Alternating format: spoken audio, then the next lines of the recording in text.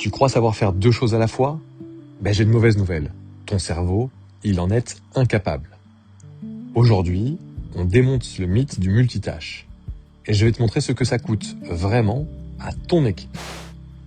Ouvrir Slack, répondre à un mail, jeter un œil au code, revenir à la réunion, et faire ça toute la journée, on appelle ça être multitâche. En réalité, ton cerveau, il ne fait jamais plusieurs choses en même temps. Il bascule, il switch. Alors très vite, d'accord. Mais il bascule, et chaque bascule, elle a un prix. Ce prix, c'est le coût du changement de contexte, le contexte switching.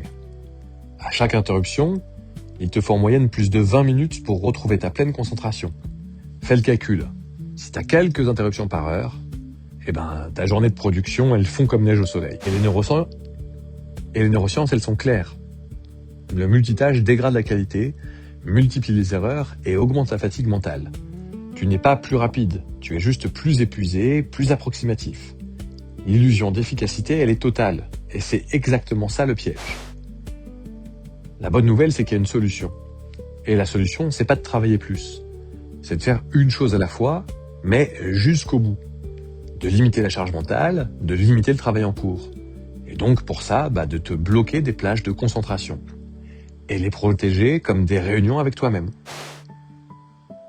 En équipe, c'est pareil. Une équipe qui démarre 10 sujets en parallèle, elle n'en termine aucun. Limite le nombre de tâches en cours et tu verras le travail enfin s'écouler. Moins de en cours, plus de terminés. Alors retiens ceci. Le multitâche n'existe pas.